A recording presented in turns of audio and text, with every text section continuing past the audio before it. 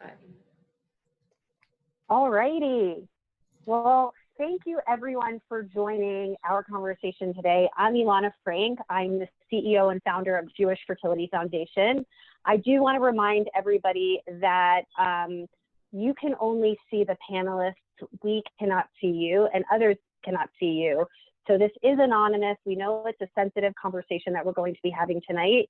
Additionally, if you're seeing something here that you like and that you want to share with somebody not on the call, we will be recording it so that you can pass it along later. Again, we did get some concern about this being the Jewish Fertility Foundation, and I wanted to assure you that our services are open to anybody regardless of religious background. So you can feel comfortable tonight. We're not talking about religion. This is really about the topic at hand, and you should feel comfortable. So I'm going to share a little bit about myself and how I came to create the Jewish Fertility Foundation, and then we're going to turn it over to some of our experts that we have in our space today. So again, I'm Ilana Frank. I'm the CEO and founder of Jewish Fertility Foundation. A little about me. I've been married going on 12 years. I thought when you get married, you have lots of babies, and it didn't go exactly as planned for me. My husband and I moved to Israel shortly after we got married. We made Aliyah, and that means that we moved to Israel to live. We pretty much early in our marriage decided to start our family or try starting our family. And after really only 3 months of really trying, about being married for about a year, I just felt like something was not right and something was not working. And I'm the type of person who like wants something and wants something now. And if I don't get it now, I'll figure out a way to get it. So, and I see Lauren laughing in there. But basically, I went to the doctor. I was still navigating socialized medicine and how it worked. And in Israel, they ask you how long you have been married, not how long you've been trying. So I had already been married over a year, which allowed me to begin trying to understand what was going on inside my body. Basically, it took me about a year, a little over a year and a half to figure out that my tubes were blocked. And I did a lot of sketchy things in order to try to get pregnant, including IUIs in the basement of a private doctor's home, which is not uncommon, but the process left me questioning a lot of things. And I felt like many people in the infertility community alone. I literally thought I was the only person in the world going through this experience. Things with my husband were really, really, really hard. The internet 12, 11 years ago was very different than it is today. We didn't have conversations like this that I knew of, especially living in Israel. And I really just wanted a baby. All my friends were having babies, and I just felt really alone. I wasn't talking about it with my family back in America. I think my mom's on this call. And it was hard. Finally, I was able to figure out I had a problem, and I was really one of the lucky ones. I was able to do IVF, and it worked. It worked the first 2 times. Both times there were twins, and we ended up with a single child. I now have an almost 9-year-old and an almost 7-year-old from that process. They are both biologically related to my husband and I. And when we moved back to America, there was a 5-year gap of us trying to have another child. And at that point, it was really me trying to have another child. My husband was like, man, let's just try to adopt. I was going back and forth to Israel because I had extra embryos in the freezer in Israel. I was leaving my 2 babies at home, and I felt like I just could offer more to my family than I had.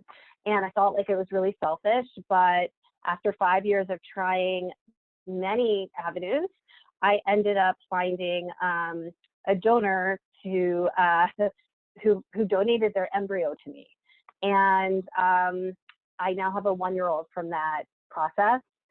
During the time that I was going through all the second half of my infertility journey, it was really hard. I was struggling, and I was also building the Jewish Fertility Foundation. So we were helping so many people, and I was kind of still stuck in the corner, trying to live my truth and my dream. And I'll tell you a little bit about how we started the organization. Obviously, like many professionals in this space, it's personal.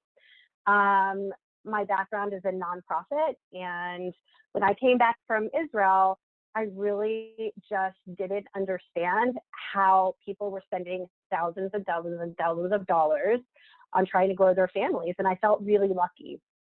I understood how to fundraise and kind of create an organization, and I initially thought, oh my gosh, I have to help people raise money in order to grow their families.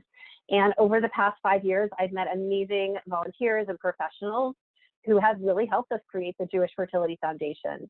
Today, what we do is we do 3 main functions. The first is we offer fertility grants. We've given out about $360,000 over the past few years, specifically right now in Atlanta and Cincinnati. We partner with interest-free loan associations, and we also get discounted treatment rates from our fertility clinics in the cities that we're serving. While money is very, very important, emotional support is equally as important.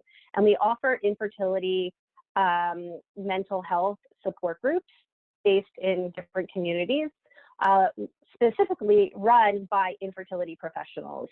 And they're full. We have a huge following. Right now, everything is virtual, which helps us to expand our reach a little bit. And then the second thing in terms of mental health that we offer is our Fertility Buddies program. And that's our program where we match people up who have gone through infertility. We call them our veterans, with people who are going through infertility right now. We call them our actives. And if you can think of a better term, please let us know. But basically, they're not your friend, they're not your therapist, they're somebody to go along the journey with you. And I mean, in Atlanta, we have almost 90, in Cincinnati, we have almost 20, and we're continuing to expand the Jewish Fertility Foundation into different communities. The last thing we do are educational trainings. So similar to what we're offering tonight, we bring professionals to different community leaders, medical professionals, religious leaders, to train them on infertility sensitivity. And tonight's focus is really obviously significant to me, but I think we've really hit on something just based on the amount of questions we received. We received over 90 questions from people who are going to be on the call tonight. Over 150 people pre-registered for the call, and we see on Facebook people are watching as well. There's something to this, and we're excited to have you all here tonight. I'm personally excited to introduce you to our first speaker, Dr. Lauren Berman. Dr. Lauren Berman is literally one of the first people who joined the Jewish Fertility Foundation's board of directors.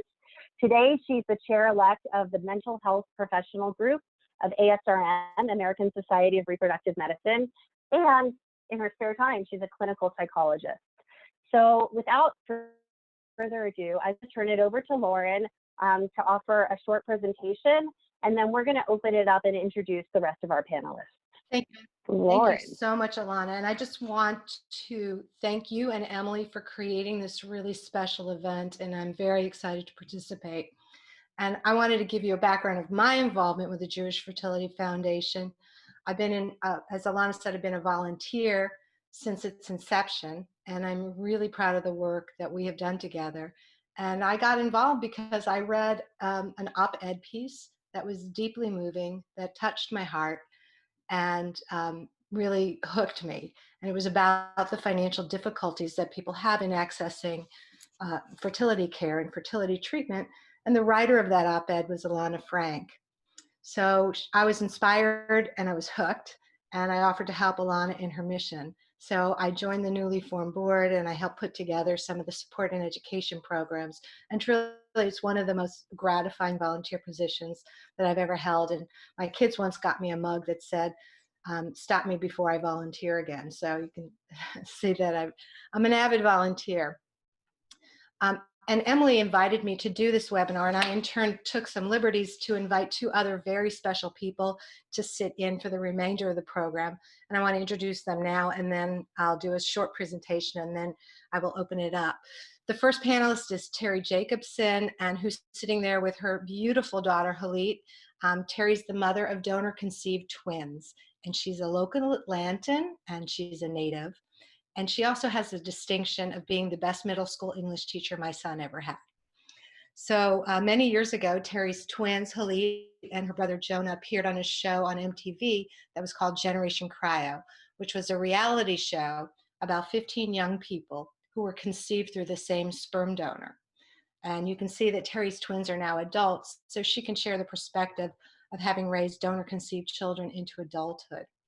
And our second panelist is Carole LieberWilkins, who's a colleague of mine in the mental health professional group of the American Society for Reproductive Medicine.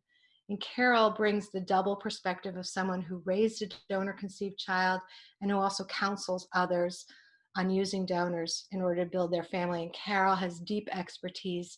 She's also the mental health director of Parents via Egg Donation, which is a website specifically devoted to these issues. And she and Marna Gatlin, who's also on the call because I saw her text in the chat, have published a beautiful book called Let's Talk About Egg Donation, Real Stories from Real People. I've been reading it. It's really, really helpful book. In my mind, most of the wisdom that we accumulate about these issues come from the people who've lived it. And so Carole and Marna's book and the PVED website provide a wealth of stories and shared wisdoms, and I recommend this terrific resource. So by the end of the webinar, you are going to realize what a treat Emily and I have set up, and Alana have set up for you with Carole and Terri agreeing to participate, and Terri gave us the treat of inviting Hilit. So I know Emily collected questions from you in advance of the talk, and they've fallen into several categories. One of them is beginning the journey, there's helpful resources, and there's also questions about disclosure. And those are three that I'm going to address, and then everybody will try to address all of your questions. The questions that you've sent are really pointed, they're really important, and I think they're really valuable. I'm concerned that we're not going to have the time to address them, all of them. We're going to address as many as possible. But in lieu of that, I have sent a resource sheet to Emily, who has posted on the website, the Jewish Fertility Foundation website. And the sheet includes internet sites and books for adults and books for children. And the first places I recommend you search to answer your questions are the PVED website and the Donor Conception Network website, which is both are on the list. And both of these organizations also have Facebook pages. Is that right, Carole? Yeah. So how to begin? So let's begin with the beginning of the journey. And so most people who think about using donors are doing that after receiving a diagnosis of infertility. There are also single mothers or single fathers by choice in the audience who haven't faced this diagnosis. There may be same-sex couples in our audience who have not faced the diagnosis. All of you out there, whatever your family configuration, have begun in the same way, though, with a deep yearning for a child. So almost every day in my office, I counsel people who want to use egg or sperm or embryo donation in order to build their families. But often the story of donor conception begins with grief. And that's a topic people don't like to talk about and people don't like to acknowledge. Grief is really uncomfortable and it's really painful. And many of the people that I counsel worry that if they allow themselves to immerse in the grief, they'll never find their way out of it. And that'll somehow spill over into their relationship with future children. But if you don't acknowledge or process the grief, it tends to lurk beneath the surface and it waits to pounce on you. And it may surprise you when you might otherwise experience joy. Laura Bush, the former First Lady, wrote a memoir in 2010, and she describes her experiences of infertility grief. And I want to read to you her beautiful words, but I want to warn you, I sometimes cry when I read this, so hopefully I won't. Hopefully I'll keep it together, but just listen. The English language lacks the words to mourn an absence. For the loss of a parent, grandparent, spouse, child, or friend, we have all manner of words and phrases, some helpful, some not. Still, we are conditioned to say something, even if it is only, "I'm sorry for your loss." but for an absence, for someone who is never there at all. We are wordless to capture that particular emptiness. For those who deeply want children and are denied them, those missing babies hover like silent ephemeral shadows over their lives. Who can describe the feeling of a tiny hand that is never held? Those words move me. They're like, to me, they're like a poem, and I think she captures those feelings of loss and yearning. So for people who are contemplating donor conception, the loss may be one, that what you're grieving may be something, the genetic connection. And genetics means something different to different people. For some people, it's the loss of a child who that they imagine looked like them. I remember when I was a girl and I played with dolls, I projected onto those dolls who my child was going to be. For others, it's the loss of connection to their heritage or their lineage. For some, it's the loss of a spark that reminds them of their partner. And for single intended parents, it may be the loss of a wished for partner. For still others, it's the loss of a linkage to a beloved parent or grandparent. So must you grieve the loss of the family building image you had long ago, or the child who has your eyes or your mother's smile or your grandfather's musical talent? In my mind, yes. I think you need to grieve. I think you need to grieve in order to embrace the journey of donor conception. And I think this is an important part of the process. But allowing yourself to grieve and to honor your grief helps you get closure, and it's a healing process. And it helps you get more comfortable about your particular journey to parenthood. And I think it leaves you more open to experience those joys of parenthood. So that's the first part. Alana, how are we doing on time? Do you want me to finish this, or should we move on? You can have a few more minutes. You're good with time. Okay. I'll let you know. So I'll give you like a 3-minute warning. okay, great. Does that work? So the second thing I wanted to address is the word anonymous. Many intended parents come to me believing that they're going to use an anonymous donor. And honestly, most of the fertility practices that I work with in Atlanta have frozen egg banks, and they frame the donors as anonymous. So this leaves the impression that the donor will never be identified and they will disappear into the background after embryos are created. But in today's world, with direct-to-consumer DNA testing services like Ancestry DNA and 23andMe, there's no such thing as anonymous. And almost every week I hear another story about someone who's discovered a sperm donor, a genetic half-sibling, a genetic offspring, or a family secret through Ancestry DNA. If any of you have read the book Inheritance, it's written by a woman named Dani Shapiro, who details in the book her discovery about her own family story of donor conception. She also has a podcast called Family Secrets, and she talks about how toxic family secrets can be. So in the book, she openly just shares her emotions about that stem from the discovery. So in my office and my notes, I'm trying to shift that word anonymous. I changed the wording from anonymous donors to de-identified donors, meaning that the clinic is not giving the parent identifying information about the donors. Truthfully, not having anonymous anymore is actually a very good thing. It's healthy for donor conceived people, your children, to be able to connect with people with whom they share genetic linkages.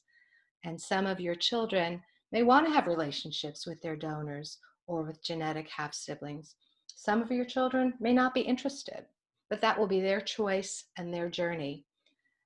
When the panel comes on, you'll hear from Carole and Terri and Alana about how they and their children have connected to donors. And the good news is that many of the sperm banks have changed their procedures such that there are no longer options for de-identification. And again, this is a very good thing. So I'm going to open it up to the panel. Alana and Emily, you guys have some questions prepared. And Wonderful. Wonderful. Thank you, Lauren. So we had, as I mentioned earlier, we have about 90 questions, and we've really put them into specific conversation talking points. So what I'm going to do, because I want to make sure, Emily, I think you're going to open up the panel so we can see the panel now. And what I'm going to ask is that we start with one of the most important questions that we get a lot.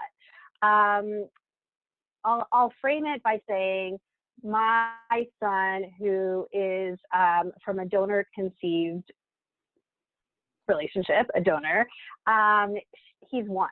So we're a very, very open family. I was not open in the beginning of my infertility journey, but by the time we had him, I mean, my 8-year-old, my 7-year-old, they know where they came from. We always joke that our middle child, like, are you cold? Because he was in the freezer for a year.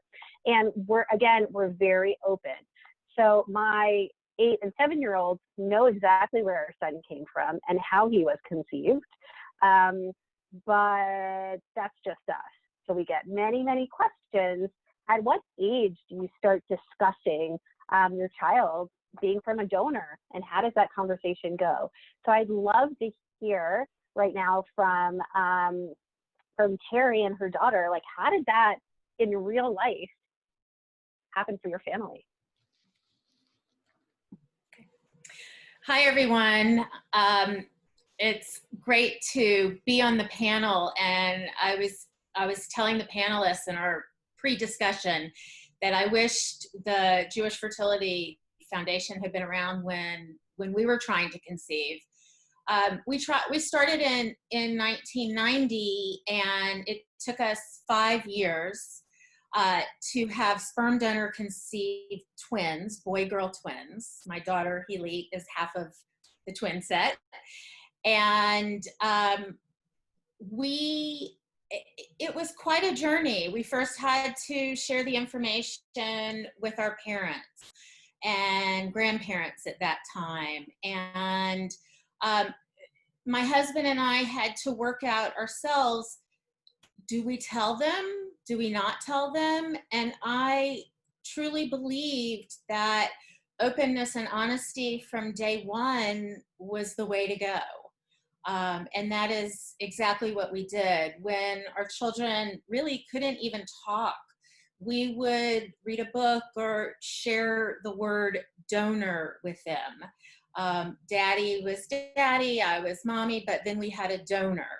And they grew up knowing how they were conceived. And that made for some funny stories along the way. Hilit can share a little bit more about how she came to find out her conception and what she did with that. Yeah, I think what my mom said is completely true.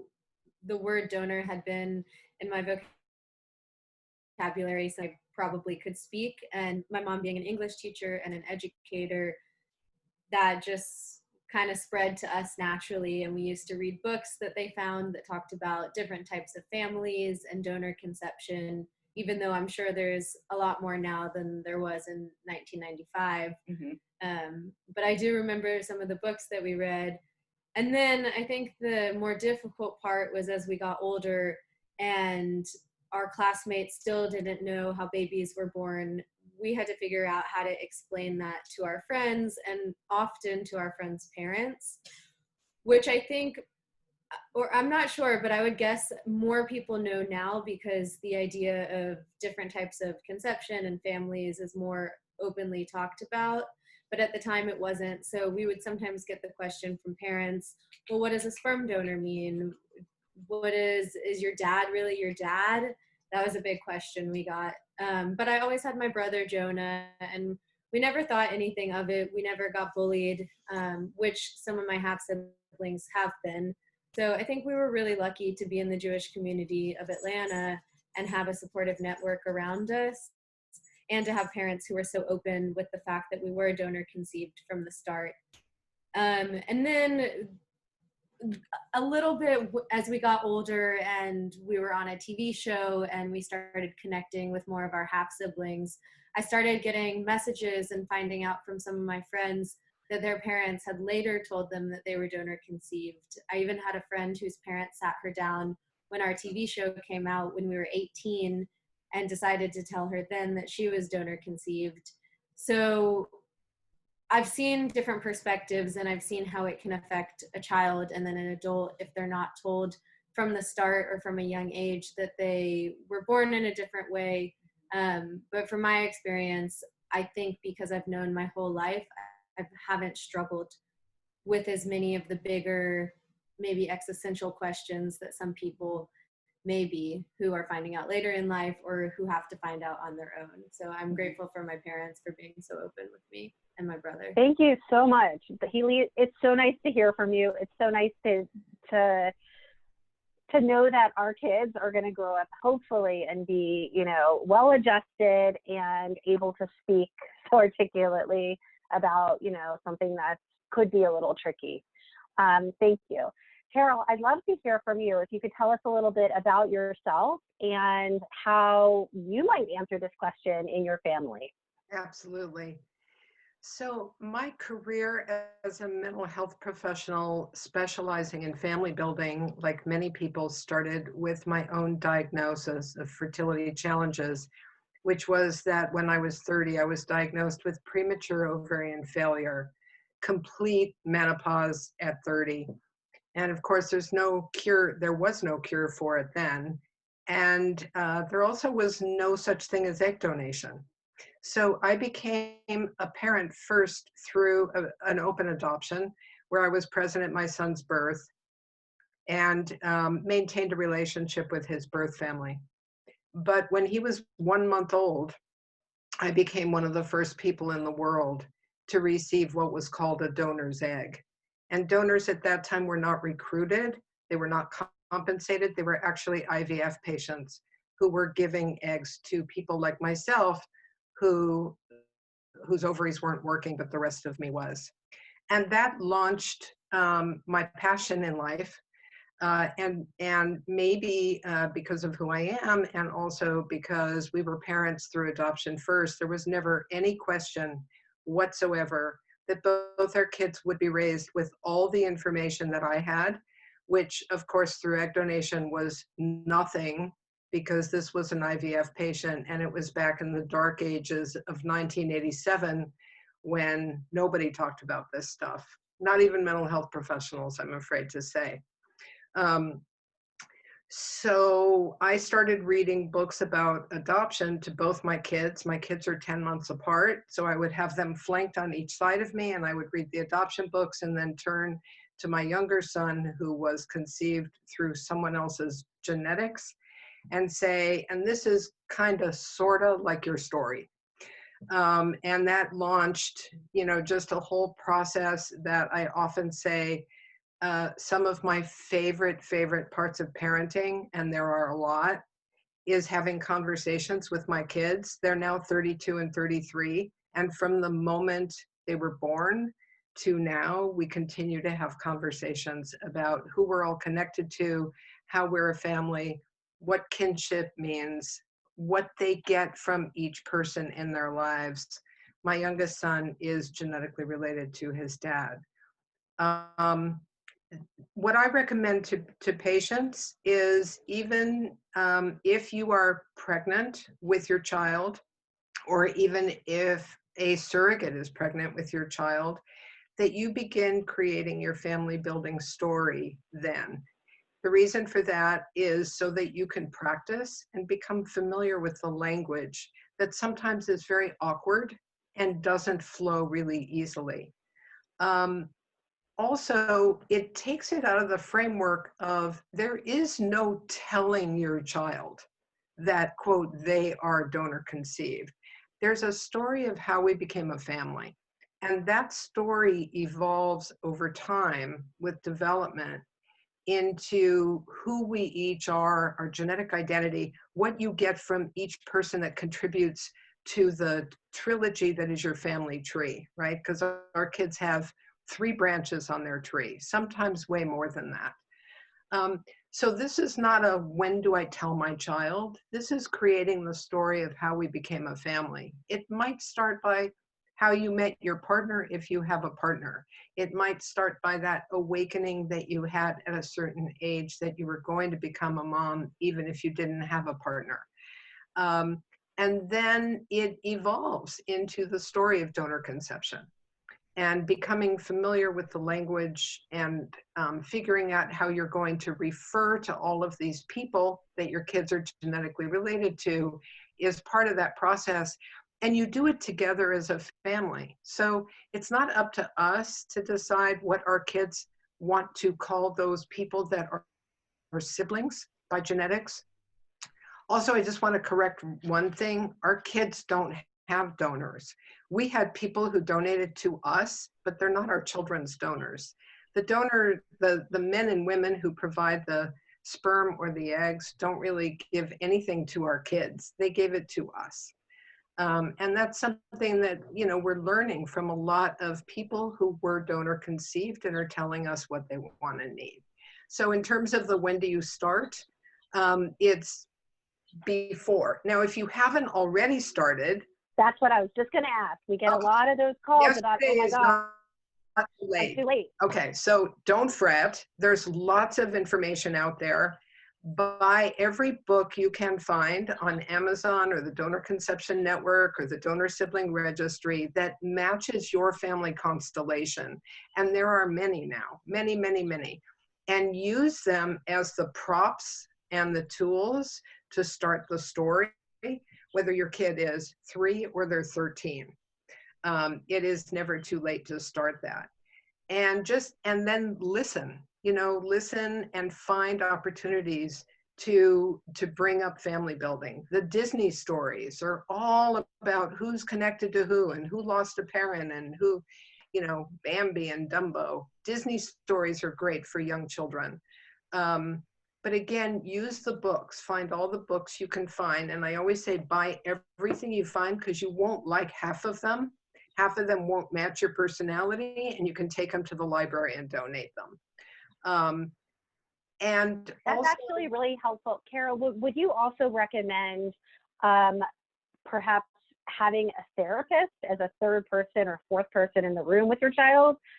Or is that a little inappropriate? You know, I don't do that. What I do is help to counsel the parents before, during, and after. But I think this is a family issue that the family can do. And I think with the right preparation and preparing parents for what to expect. I mean, talking to like a 13-year-old about donor conception might be very, very scary with good reason.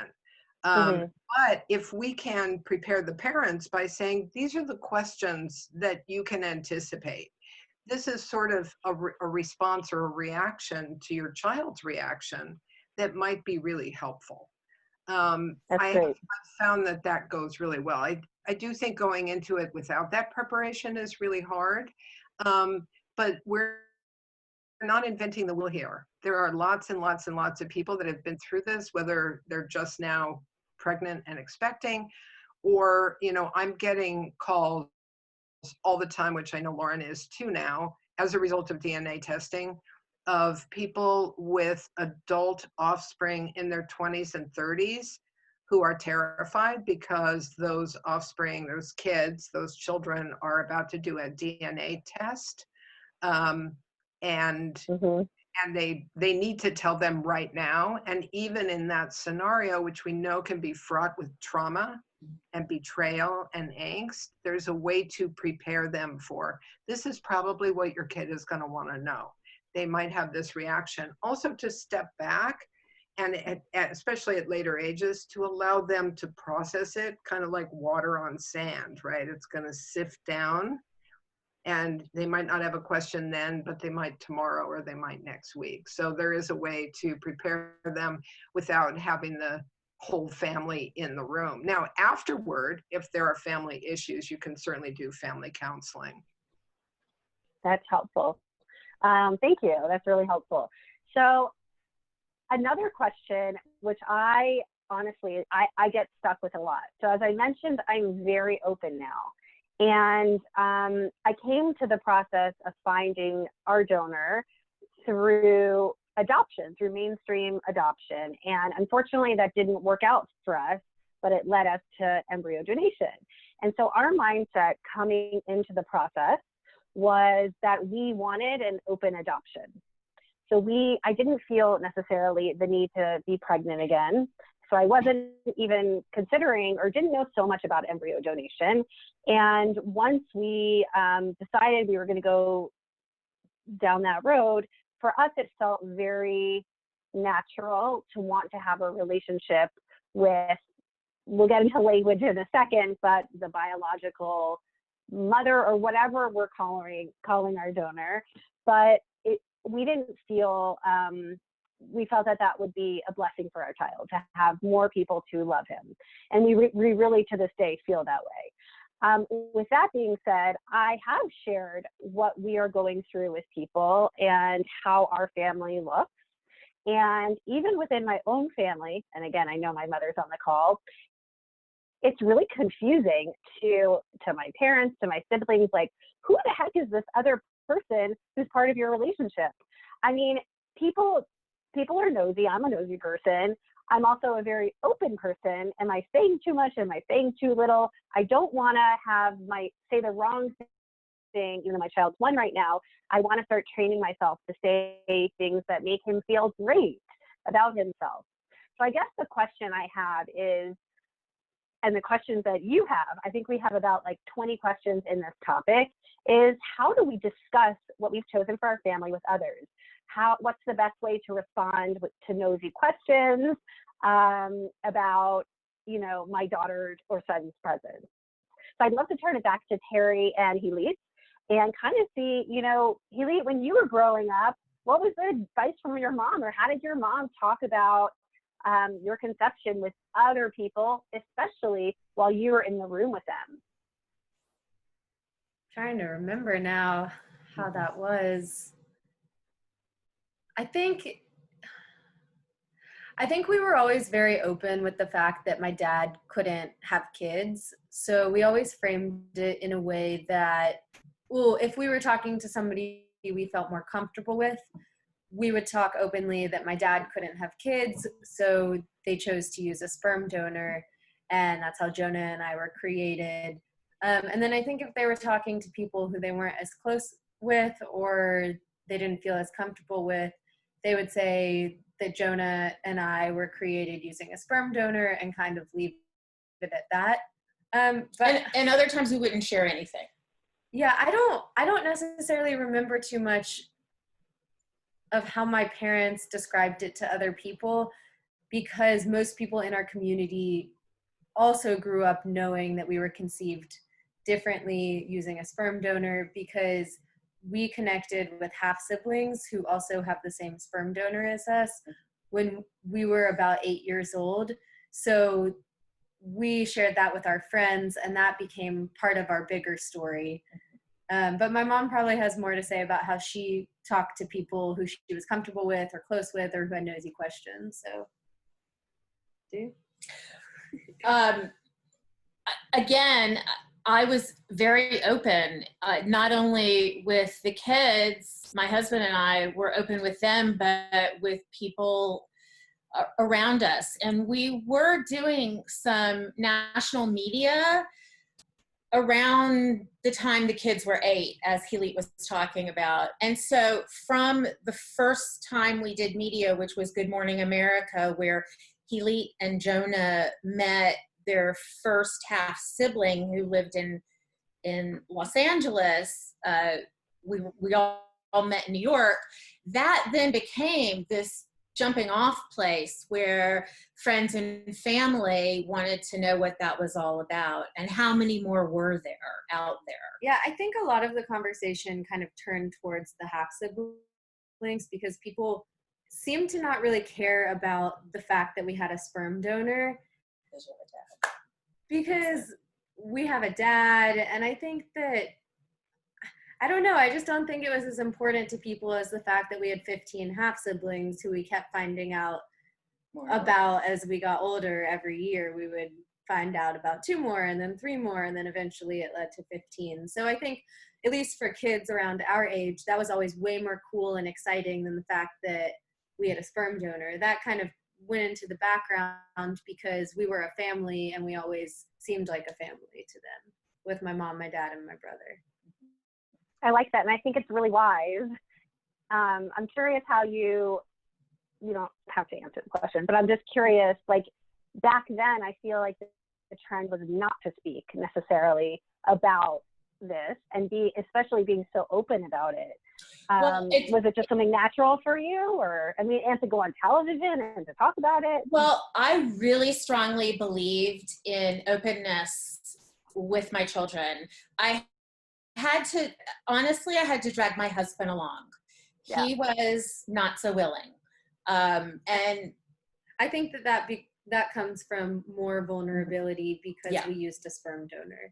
And that ties into a lot of different aspects of not being able to have kids from a man's perspective. And I'm sure for anybody, it's different circumstances and it's very personal. So I can understand why that's the case. And I think he's been a trooper for being open in times that he maybe wouldn't have had it not been for my mom. pushing. Thank you. I wanted to add that there is a very big difference between secrecy and privacy. Mm-hmm. And the question of, I want my children to know, but I'm not sure I want everyone to know, is one that we get a lot, and how to navigate that. So not everybody goes on TV and talks about it. I did too, by the way, in a time, in the early 90s when nobody knew what I was talking about.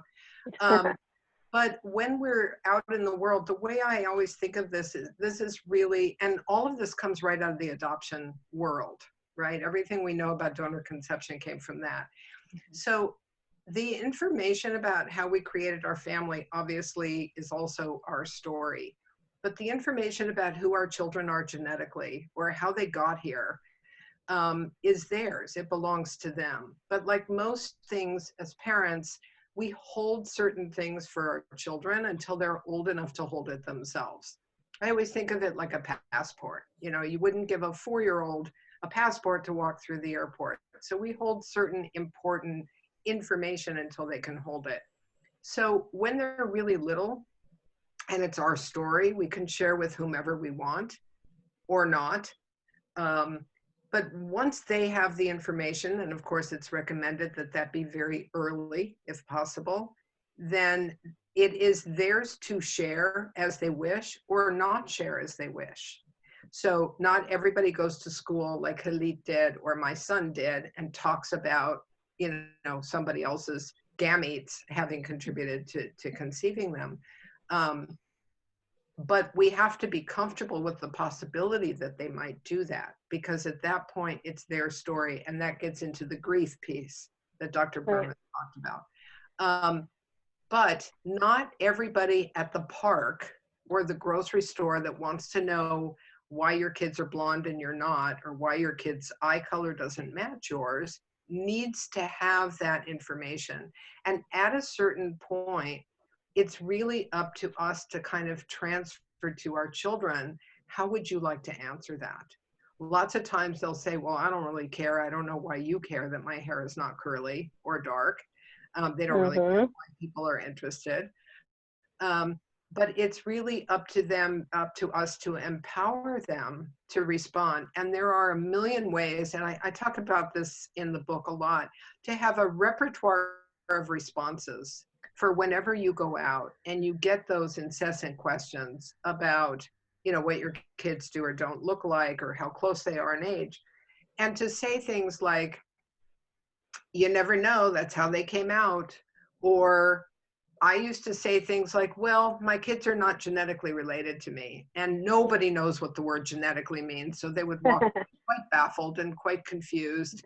But when they got to be like 5, 6, 7 years old, I finally turned to them and sort of said, how would you like to respond to that? And it was always like, I don't know why they care. No, my dad's not blonde, he's gray, So we need to know the difference between secrecy and privacy. Secrecy is when your children don't have a true genetic identity and you're lying to them about your family. But privacy is not sharing with the woman in the checkout line, grocery store, if you don't feel like it and your kid doesn't want you to. And there's a significant distinction. Right. And they don't have a right to know. I mean, just because they ask, they don't have a right to know. No. So a lot of times we feel like we're lying if we don't say it, and we don't want our kids to think we're hiding it. So that's part of the challenge, is we want our kids to kind of be out and proud and like it's no big deal. That's how I got here. That's how my family was formed. And sometimes if you dodge those questions, you feel like maybe you're giving a message that it's not okay. So you talk about that when you get back in the car in the parking lot. You say, wow, that was awkward. That woman, how would you like us to handle that? Thank you. This next question is for Lauren and Dr. Berman. And what we're trying to understand is how happy and adjusted are our kids going to be if we have a single family, if we are single moms or dads by choice, if we are one parent, if we are two parent, if we're donor. What's going on in the research? Can you tell us a little bit more about that? Sure. There's some research out there that is looking at these questions. And I want to distinguish between research that looks at what we're calling disclosure, where when do you share with children about their donor conception. And so there's some research that looks at that. And then there's some research that looks at non-traditional families. And there has been, unfortunately, some research that is not solid scientific research that has cast aspersions on non-traditional families. And when real scientists or real social scientists have looked at that, they see a lot of problems with the data and the way it's analyzed. But some really good research, really solid research, has looked at how are children of single parent families faring? How are children of same-sex parents, families faring? And how are children of families that are non-traditional in lots of other ways, who are formed through donor conception or other ways, gestational surrogacy, faring? And these kids are faring just fine. Of course, it depends on the family configuration. Of course, it depends on the amount of stress in the family, family problems, family dynamics. Of course, it depends on how stressed the family is. And those are the factors that make a bigger difference. Like any family can have problems. And exactly. Yeah, okay. Great, thank you. Okay, so also one of the things that I noticed, I'm on a lot of Facebook and social media groups about donor conceived children, and there's a lot of anger in those groups from older children. They're upset that they didn't necessarily learn about their genetic heritage until much later. They felt cheated out of something. And one of the questions we received is, this makes me want to attempt to find our donor even though they're anonymous. First of all, is that wise? Should I be doing it? Is that legal? And is anger the typical reaction from children? Lauren, you want to start? Yeah, I do see that happen when children learn of their donor conception on their own or later in life. That if you think about it, you form your identity in a certain way with certain beliefs and certain truths. And if you discover through Ancestry DNA or 23andMe or through records in your parents' house that the truth that you know about yourself is not so, there's a sense of betrayal. There's a sense of identity confusion. It can be pretty hard. If you learn that your parents have lied to you or kept something really essential from you your whole life, you may question what that relationship means, what that relationship is about, and what else they might have lied to you about. So I really understand, I really feel empathy for that anger. There is a sense of shock that people get when they learn of their donor conception later in life. Thank you. Another question that comes up a lot, and I think I fumbled over this, and I do fumble over it a lot, is language. And what do we call our children's genetic siblings, siblings? Again, there's some anger in these groups about what they're called. Carole, I'd like to hear from Carole, and then I'd also like to hear from Hilit about what you actually call your others in your relationship. Well, the short answer is you refer to them however your children do, once they are referring to them at all. So lots and lots of donor-conceived people tell us that those are their siblings. They're not dibblings, they're not half-siblings, they're siblings. Other people may refer to them differently. So when our kids are really, really young, I do think it's important to refer to them in an honest way. That can be, those are your genetic siblings, or those are siblings that are related to you through the man that helped us or the woman that helped us, being raised in another family. But what's really important, and part of a lot of donor conceived people are also telling us that they do think of donors as a genetic parent, even though it's not a parenting parent. It's not a mommy or a daddy, but it is a genetic father or mother. So I think we have to really follow their lead. And in terms of like how they're all doing, what we know is that when parents are really open to, okay, maybe your kids are angry. Maybe they're angry that they don't know their siblings, or they don't know this provider of gametes, to be available for that, to say, okay, I get it. How can we help? What can we do? And I think it's those families that have that level of openness and adult resolution where individuals are doing fine and doing better. But the language is, I would say, honest and truthful in terms of the relationships that you have, and then to really be a good listener and hear, even from the time a kid is like 4, may identify. I remember once my son, through egg donation, we were talking about the woman whose egg I got, and somebody said, "Who are you talking about?" And he said, "My birth mother." And of course, I had given birth to him. My head whipped around like, what, you've been hearing this stuff since before you were born. Like, he could do the lecture on the work that we do. But in that moment, that's how he thought of her. Like, she was just a different kind of mother in some ways. So I just think it's important to follow their lead. We did our stuff, now it's their turn. Thank you. Hilit, do you have anything to add to that, or Terri? Well, we all call each other half siblings, half sibs.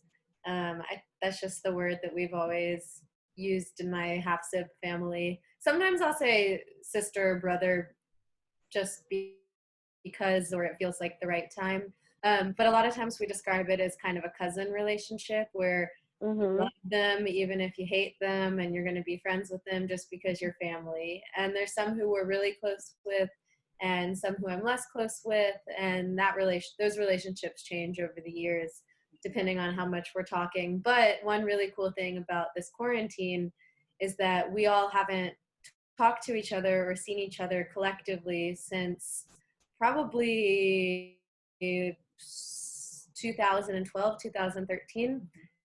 And one of my half brothers organized a Zoom call, and probably half or a little more of us got on that and were able to catch up and hear about each other's lives. And that was a really awesome bonus of all being stuck at home, just giving us extra time to reconnect. So we do little things like that.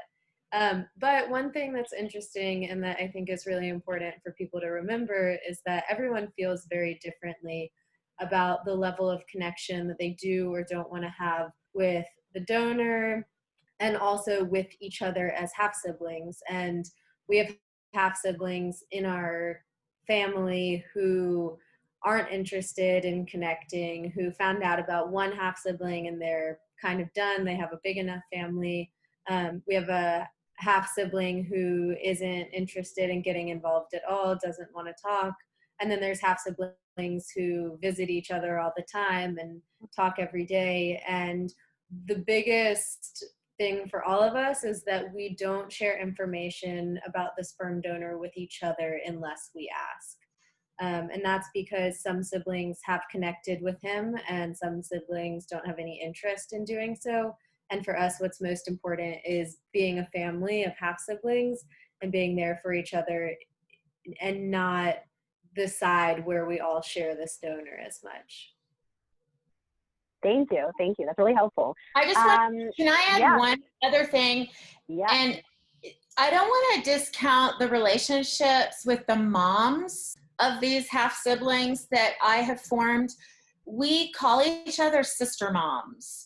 And that was our first connection, being able to talk to another mom who used the same donor, who had similar relationships or not, and being able to share that with somebody who really intimately knew what was going on was critical for me. And that spurred more interest. I can definitely relate to that. I have, as I mentioned, we have a very open relationship with my son's biological mom, which is, I really want to own that term because it makes me feel like that's what he is, what she is. And I talk to her almost every day. And one of the things that's super helpful is that her young kids have like some of the same, like, needs to get tubes in their ears and like little medical things, or even little quirks, or, you know, the way that they look or act, or there's certain things that I really like. I go to her, and one of the best things she ever said to me was when we were like we always check in with each other. Are you okay with this? Are you okay with this? You know, is it too much? Am I stepping on your toes? And she's like, please don't stop sending me pictures. The best, like, I feel like his grandmother. Like, I know he has a part of me, but he is not my child. Like, he is not mine. He's 100% yours.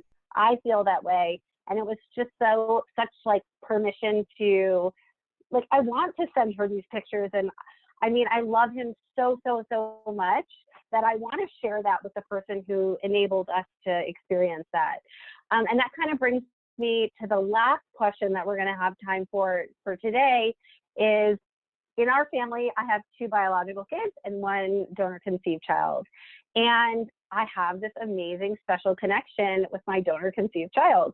I never could have imagined it. I remember I spoke with Lauren many times while I was pregnant. Am I going to love this kid? Am I going to connect with this kid? What if they don't look like me? They don't look like me.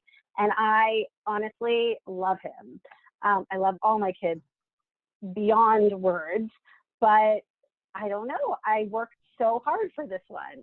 And I sometimes feel like my biological kids, like, are they getting that same love and joy that I'm offering my baby? And I don't want to mess it up with my biological kids. Do you have any advice on situations like this? We have a few questions like this, like mixed families. Lauren, do you want to offer? Well, because your son is Matan, your baby is Matan, and my baby is Matan, I want to share with you that there is a special place in your heart always for your baby. And especially you and I have 3 boys, and our babies are much younger than our older 2 boys.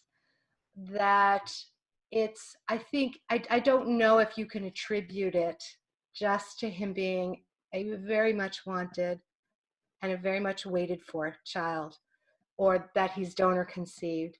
I think he's your baby. And I think it's so nice to have a baby after your kids get a little bit older and you have the space to really enjoy him. And so I'm not really sure if you need to worry about that difference in your feelings for him. We all love our children differently, and we all love our children equally, but in a different way. That's really helpful. That's what we call a good problem to have. Well, guys, ladies, this has been really informational. I mean, we have over 150 people on all different avenues who are following us tonight.